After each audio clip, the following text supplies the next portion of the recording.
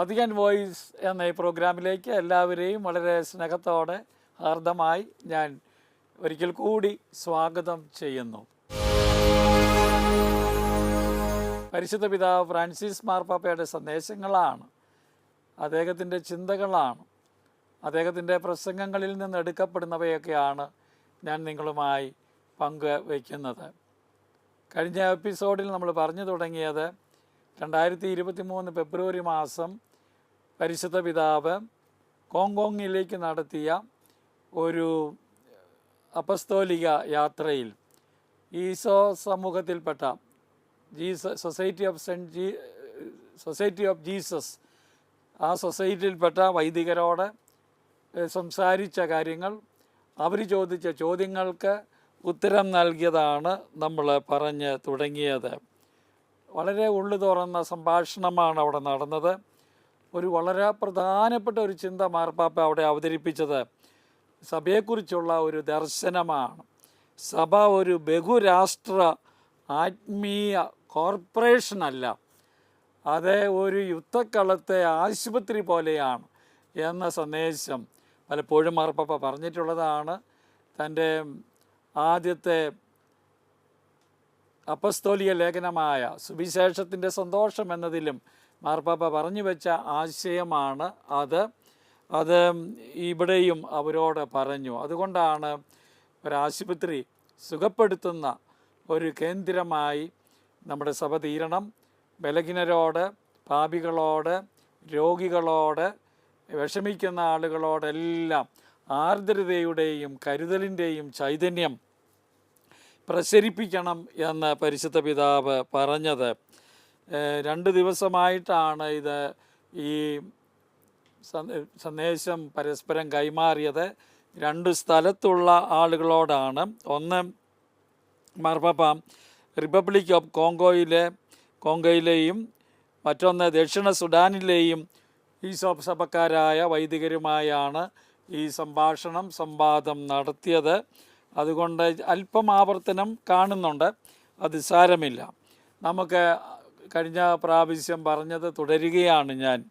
ഒരു ചോദ്യം മാർപ്പാപ്പയോട് ചോദിച്ചത്, അങ്ങ് ഈശോ സഭക്കാരായ മെത്രാന്മാരെ ആഗ്രഹിക്കുന്നു എന്ന് തോന്നുന്നല്ലോ. ഞങ്ങളുടെ കൂടെ ഒരു മെത്രാനും ഉണ്ട്, ഈശോ സഭക്കാരൻ. ഈശോ സഭക്കാരായ മെത്രാന്മാരിൽ നിന്നും അങ്ങ് ആഗ്രഹിക്കുന്നത് എന്താണ്? അതായിരുന്നു ഒരു ചോദ്യം. മാർപ്പാപ്പ ഇങ്ങനെ മറുപടി പറഞ്ഞു, ഈശോ സഭയിൽ നിന്ന് ഒരു മെത്രാൻ ഉണ്ടാകുന്നത് സഭയുടെ ആവശ്യം അനുസരിച്ച് മാത്രമാണ്. ഈശോ സഭക്കാരെ മെത്രാനാകുന്നതിൽ നിന്ന് തടയുന്ന നമ്മുടെ വ്രതത്തിൽ ഞാൻ വിശ്വസിക്കുന്നു. നമ്മൾ കഴിഞ്ഞ പ്രാവശ്യം ചോദിച്ചൊരു ചോദ്യമുണ്ട്, അങ്ങ് എന്തുകൊണ്ടാണ് ഈ വ്രതവും അങ്ങ് ഏറ്റെടുത്ത ഉത്തരവാദിത്വവുമായി ബന്ധപ്പെടുന്നത് എന്ന് പറഞ്ഞപ്പോഴും മാർപ്പാപ്പ അതുതന്നെയാണ് പറഞ്ഞത്. തടയുന്ന നമ്മുടെ വ്രതത്തിൽ ഞങ്ങൾ അധികാരത്തിന് വേണ്ടി മോഹത്തോടെ പോകില്ല എന്നതിൽ ഞാൻ വിശ്വസിക്കുന്നു എന്ന് മാർപ്പാപ്പ പറയുകയാണ്. എന്നാൽ സഭയുടെ നന്മയ്ക്ക് അത് അത്യാവശ്യമാകുമ്പോൾ അതാണ് നടക്കേണ്ടത്. മെത്രാനാകാനോ കർദിനാളാകാനോ ഒക്കെ ക്ഷണിക്കപ്പെടുമ്പോൾ ഞാൻ നിങ്ങളോട് സത്യം പറയാം, ഈശോ സഭയിൽ നിന്ന് ഒരാളെ മെത്രാനാക്കുവാൻ ആലോചിക്കുന്നതായി പ്രൊവിൻഷ്യാളോ ജനറാളോ അറിയുമ്പോൾ അവർ ഇടപെടുന്നുണ്ട്. എങ്ങനെ സൊസൈറ്റിയെ പ്രതിരോധിക്കണമെന്ന് അവർക്ക് അറിയാം, അവർ ചെയ്യുന്നുണ്ട്. എന്നാൽ അപ്പോഴും അങ്ങനെ തീരുമാനിക്കപ്പെട്ടാൽ അത് അത്യാവശ്യമായതുകൊണ്ടാണ് അത് നടക്കണം. അപ്പം സഭയുടെ ഒരു ആവശ്യം പരിഗണിക്കുമ്പോൾ നമ്മുടെ സേവനം അവിടെ ഉണ്ടാകണം എന്ന് പരിശുദ്ധ പിതാവ് പറയുകയാണ്. മറ്റവസരങ്ങളിൽ ഞാനൊരു പ്രത്യേക സംഭവം മനസ്സിൽ വെച്ചാണ് പറയുന്നത്. പരിഗണിക്കപ്പെടുന്ന 3 പേരാണ്, നമുക്കറിയാമല്ലോ, മെത്രാന്മാരാകാനായിട്ട് വത്തിക്കാനിലേക്ക് പേര് കൊടുക്കുമ്പോൾ 3 ആളുടെ പേര് കൊടുക്കണം. അതിൽ നിന്ന് വത്തിക്കാനാണ് സ്ക്രൂട്ടിനൈസ് ചെയ്ത് ഒരാളെ തിരഞ്ഞെടുക്കുന്നത്. നമ്മുടെ രാജ്യത്തു നിന്നോ സ്ഥലത്തു നിന്നോ കൊടുക്കുന്ന ആദ്യത്തെ ആളെ തിരഞ്ഞെടുക്കണമെന്നില്ല വത്തിക്കാൻ. അതിൻ്റെ വെളിച്ചത്തിലാണ് മാർപ്പാപ്പ ഇവിടെ പറയുന്നത്, പരിഗണിക്കപ്പെടുന്ന 3 ഒന്നാമൻ ഈശോ സഭാംഗമാണെങ്കിലും രണ്ടാമനെ മതിയാക്കാമെങ്കിൽ 3 പേരിൽ രണ്ടാമനെ ആവും നിയമിക്കുക. ഞാൻ വ്രതത്തിൽ വിശ്വസിക്കുന്നു, എന്നാൽ സഭയുടെ ആവശ്യമാണ് നടക്കേണ്ടത് എന്ന് ശക്തമായി മാർപ്പാപ്പ ഇതിന് ഉത്തരം നൽകി. മറ്റൊരു ചോദ്യം ചോദിച്ചത്, അങ്ങയുടെ ഏറ്റവും വലിയ സമാശ്വാസങ്ങളും സങ്കടങ്ങളും എന്താണ്? അങ്ങേക്ക് ആശ്വാസകരമായി തോന്നുന്ന കാര്യവും സങ്കടവും എന്താണ്? മാർപ്പാപ്പ പറഞ്ഞു, വിശ്വാസികളായ സാധാരണക്കാരെ കാണുന്നതാണ് ഏറ്റവും വലിയ ആശ്വാസം. മാർപ്പാപ്പയ്ക്ക് അത് ശരിയാണ്.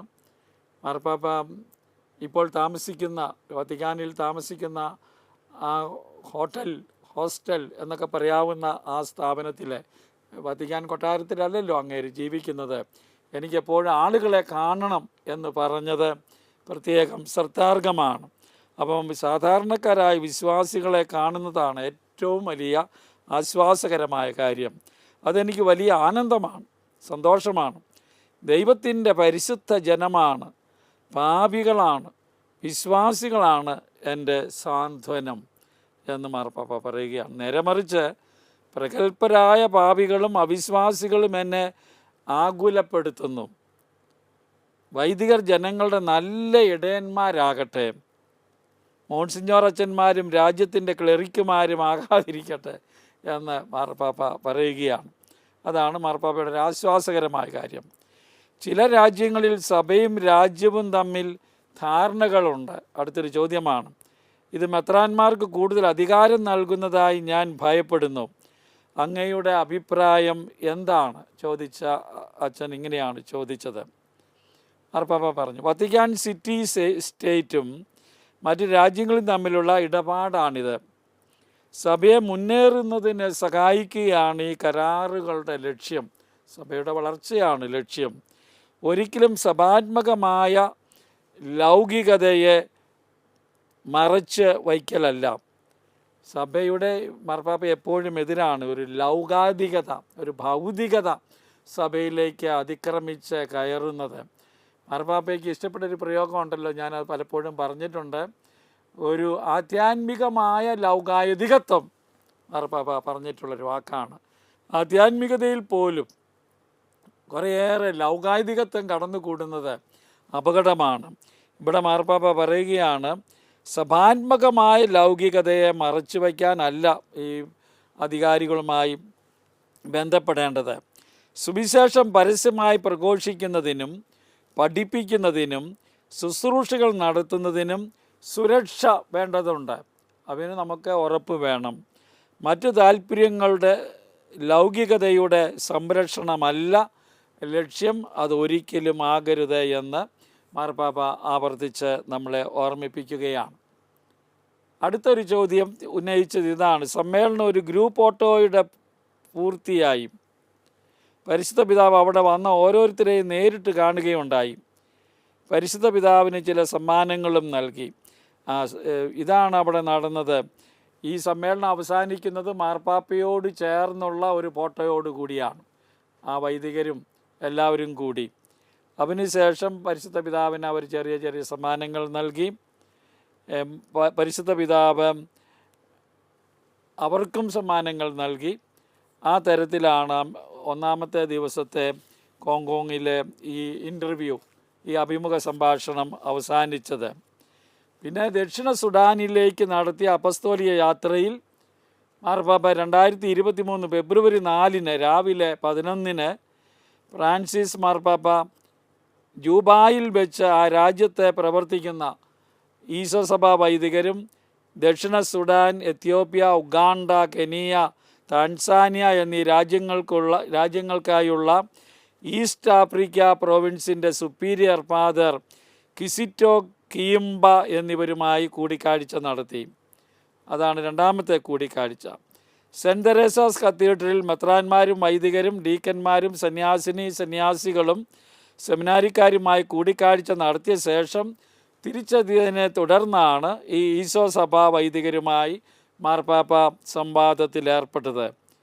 രാജ്യത്തിലെയും പ്രോവിൻസിലെയും പ്രവർത്തനങ്ങളെക്കുറിച്ച് പ്രൊവിൻഷ്യൽ ഒരു ആമുഖ പ്രഭാഷണം നടത്തി. അവിടെ പങ്കെടുത്ത എല്ലാവരും തങ്ങളെക്കുറിച്ച് ലഘുവായ ഒരു വിവരണം നൽകി. തുടർന്നാണ് ചോദ്യങ്ങൾ ഉന്നയിച്ചത്. അവിടെ സുഡാനിൽ ഇവർ ചോദിച്ചു, പരിശുദ്ധ പിതാവേ, വിശ്വാസം തെക്കോട്ട് വ്യാപിച്ചു തുടങ്ങി, എന്നാൽ പണം വ്യാപിക്കുന്നില്ല.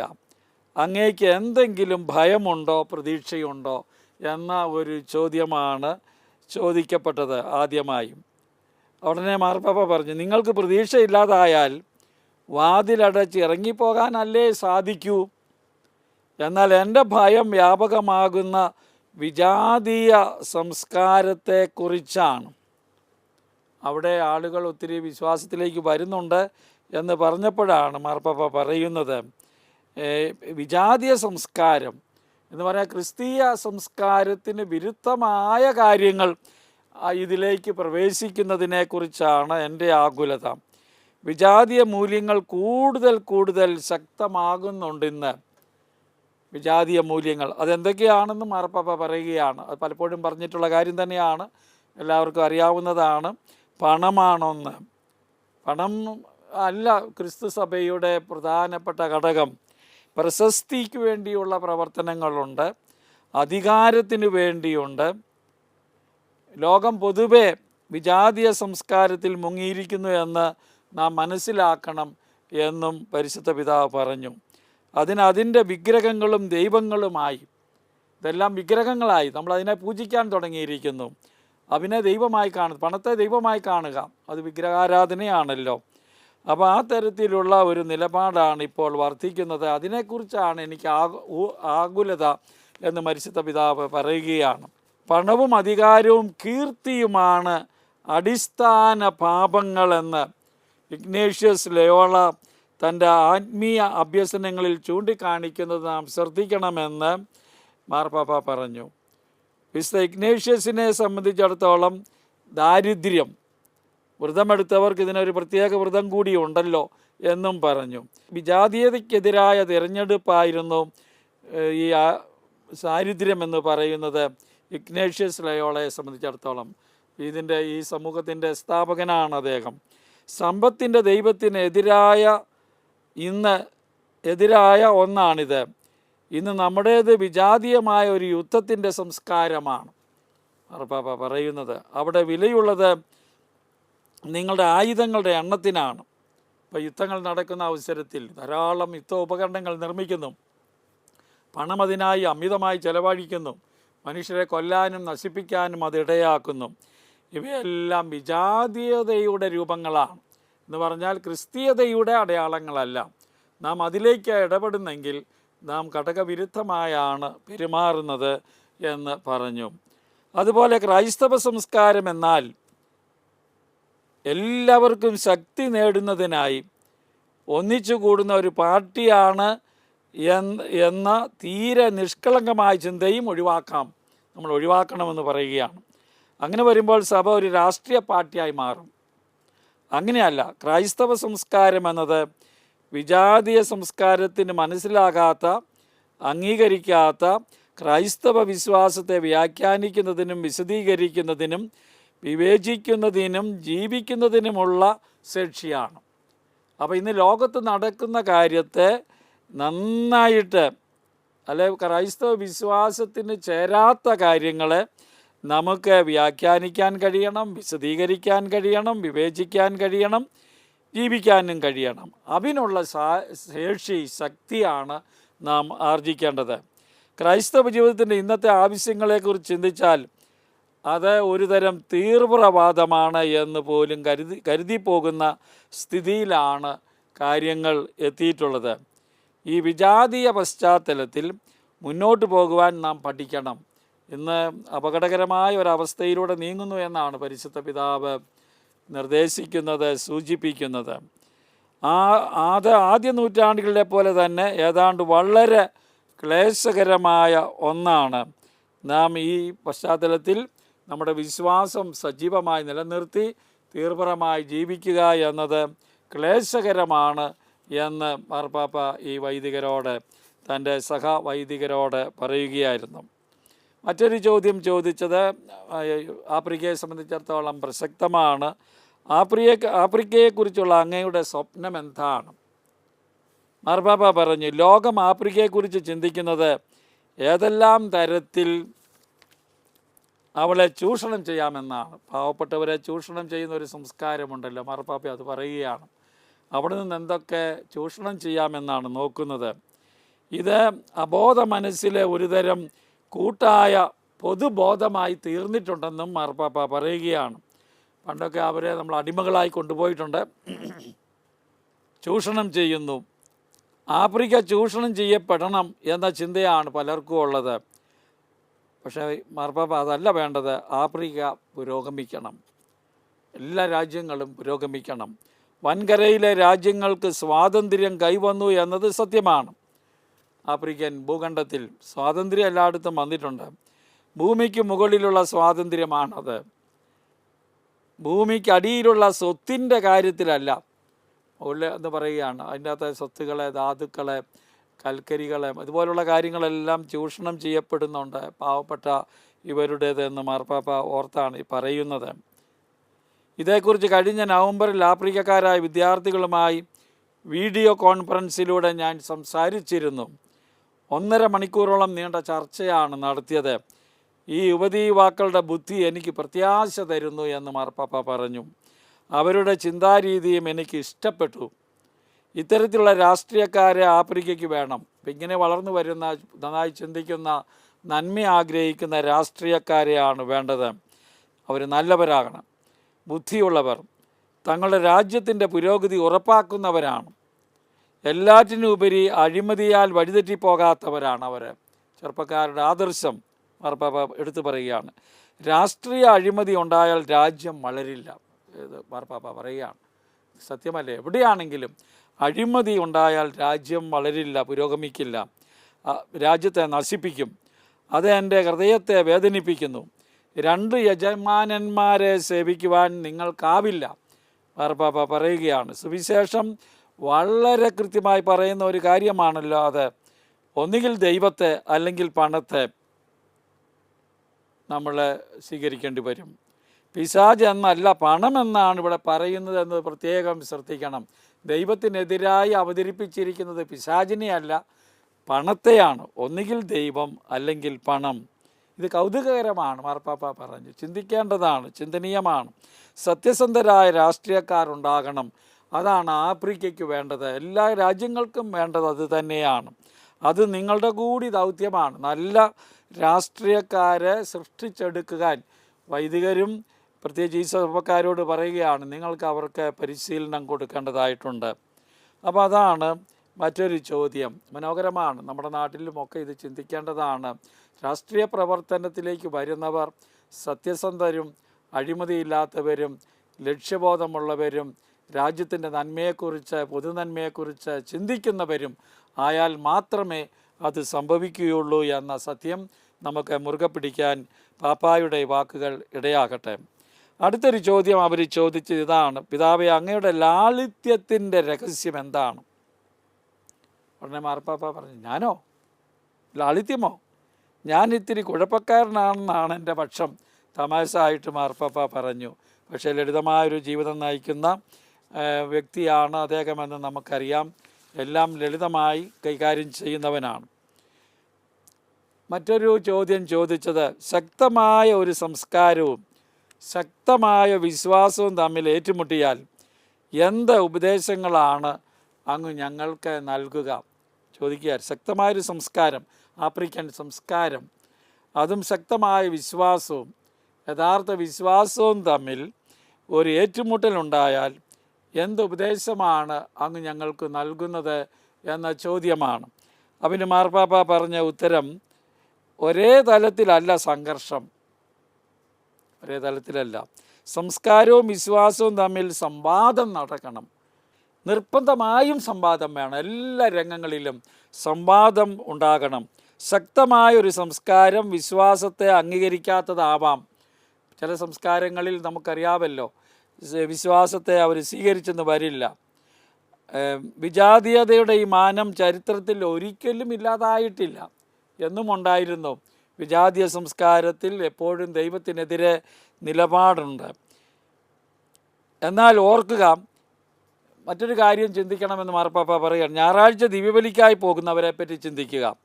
അതായത് ആത്മാവില്ലാതെ പോകുന്നവർ, വിശ്വാസമില്ലാതെ പോകുന്നവർ. അതുകൊണ്ടാകാമല്ലോ പള്ളിയിൽ പോകുന്നുണ്ട്, പക്ഷേ യഥാർത്ഥ വിശ്വാസമോ ജീവിതവും ഇല്ലാതെ ജീവിക്കുന്നവരുണ്ട്. ഭാഗ്യാചാരത്തിൽ മാത്രം വിശ്വസിക്കുന്നവരുണ്ട്. ഒരുതരം വിജാതീയതയാണ് അത് വിജാതീയതയാണ്, യഥാർത്ഥ ക്രിസ്തീയതയല്ല എന്ന് മാർപ്പാപ്പ പറയുകയാണ്. സുവിശേഷവൽക്കരിക്കപ്പെട്ടതെങ്കിൽ ശക്തമായ സംസ്കാരം ഒരു കരുത്താണ്. സുവിശേഷം നമുക്ക് ജീവിക്കാനുള്ള മൂല്യങ്ങളാണ്, സനാതന മൂല്യങ്ങളാണല്ലോ നൽകുന്നത്. വിശ്വാസവുമായി സംവാദം പാടില്ല എന്ന തലത്തിൽ അതൊരിക്കലും എത്തരുത്. അതുകൊണ്ട് സംവാദം ഇക്കാര്യത്തിൽ 1979 പൂബ്ലോയിൽ നടന്ന Latin American general bishop conference പറഞ്ഞത് വളരെ പ്രസക്തമാണ് എന്ന് മാർപ്പാപ്പ അവിടെ സൂചിപ്പിച്ചു. സംസ്കാരത്തിൻ്റെ സുവിശേഷവൽക്കരണവും വിശ്വാസത്തിൻ്റെ സാംസ്കാരിക അനുരൂപണവും എന്ന പ്രയോഗം അവിടെ രൂപം കൊണ്ടതാണ്. ഈ വാക്ക് വളരെ പ്രധാനപ്പെട്ടതാണ്. സംസ്കാരത്തിൻ്റെ സുവിശേഷവൽക്കരണം, നമ്മുടെ ഭാരതീയ സംസ്കാരം, ആഫ്രിക്കൻ സംസ്കാരം, അവിടെ സുവിശേഷത്തിൻ്റെ പുളിമാവ് കൊണ്ട് അതിനെ നേരെയാക്കുക എന്നതാണ് അർത്ഥം. അതുപോലെ തന്നെ വിശ്വാസം സാംസ്കാരികമായി അവതരിപ്പിക്കപ്പെടണം. അതിനുള്ള വലിയ തുറവുള്ളതാണ് വിശ്വാസം എന്ന കാര്യം. അതാണ് ഇവിടെ മാർപ്പാപ്പ പറയുന്നത്. വിശ്വാസവും സംസ്കാരവും തമ്മിലുള്ള കണ്ടുമുട്ടലിൽ വിശ്വാസം സാംസ്കാരിക അനുരൂപണത്തിന് വിധേയമാകുന്നു. അതുകൊണ്ടാണ് പാരീസിൽ തകരാറില്ലാത്ത വിശ്വാസം ജൂബായിൽ അഭ്യസിക്കുവാൻ സാധിക്കാത്തത്. കാരണം രാജ്യങ്ങൾ തമ്മിലുള്ള വ്യത്യാസം കൊണ്ടാണ്. ഓരോ സംസ്കാരത്തോടുമാണ് നാം സുവിശേഷം പറയേണ്ടത്. നാം ജീവിക്കുന്ന സംസ്കാരത്തിൽ, കാലത്തിലാണ്. ഓരോന്നിനും അതിൻ്റേതായ കുറവുകളും സമ്പന്നതയും ഉണ്ടാകാം. ഇതാണ് മാർപ്പാപ്പ അതേക്കുറിച്ച് പറഞ്ഞത്. മറ്റൊരു ചോദ്യം ചോദിച്ചത് വ്യക്തിപരമാണ്. പരിശുദ്ധ പിതാവേ, അങ്ങയുടെ പ്രാർത്ഥന എങ്ങനെയാണ്, അതൊന്ന് പറയാമോ? മാർപ്പാപ്പ പറഞ്ഞു, ഞാൻ ദിവസവും ദിവ്യബലി അർപ്പിക്കും, യാമപ്രാർത്ഥനകൾ ചൊല്ലും. അനുദിന ആരാധന ക്രമ പ്രാർത്ഥനകൾക്ക് വ്യക്തിപരമായ ആഴമുണ്ട് എന്ന് ഞാൻ വിശ്വസിക്കുന്നു. പിന്നീട് ചിലപ്പോൾ ഞാൻ ജപമാല ചൊല്ലും, ചിലപ്പോൾ സുവിശേഷമെടുത്ത് ധ്യാനിക്കും. ഓരോ ദിവസത്തെയും ജോലി അനുസരിച്ചിരിക്കും അതെന്ന് മാർപ്പാപ്പ പറയുകയാണ്. വ്യക്തിപരമായ പ്രാർത്ഥനയ്ക്ക് എല്ലാവരെയും പോലെ ഞാനും ദിവസവും അത് നടത്തുന്നതിനുള്ള ഏറ്റവും നല്ല വഴി കണ്ടെത്തും. അത് വെറുതെയായിട്ട് ചെയ്യുന്ന ഒരു പിതാവാണത്. കിൻഷാസിൽ രാജ്യത്തിൻ്റെ കിഴക്ക് നടന്ന യുദ്ധത്തിൽ ഇരകളായവരുമായി കൂടിക്കാഴ്ച നടത്തിയപ്പോൾ മുറിവേറ്റതിൻ്റെയും സംസാരശേഷി നഷ്ടപ്പെട്ടതിൻ്റെയും ദുരുപയോഗം ചെയ്യപ്പെട്ടതിൻ്റെയും ധാരാളം കഥകൾ ഞാൻ കേൾക്കുകയുണ്ടായി. പറയാനാവാത്ത കാര്യങ്ങളാണ് അവർ പറഞ്ഞത്. അതിനുശേഷം എനിക്ക് ഉത്തമഗീതം പാടി പ്രാർത്ഥിക്കാനാവില്ല. മാർപ്പാപ്പ പറയുകയാണ്, യാഥാർത്ഥ്യത്തിൽ മുങ്ങുന്നതാവണം പ്രാർത്ഥന. അതുകൊണ്ടാണ് അതിനെ ജീവനില്ലാത്തതാക്കുന്ന പ്രഘോഷകരെ ഞാൻ ഭയപ്പെടുന്നത്. യാന്ത്രിക പ്രാർത്ഥനകൾ നല്ലതല്ല. സംസാരം സംസാരം സംസാരം, പക്ഷേ ആത്മാവില്ലാത്ത വാക്കുകൾ പ്രാർത്ഥന ജീവനുള്ള വാക്കുകളാണത്. വെറും വാക്കുകളും ഒച്ചയും കാര്യമില്ല.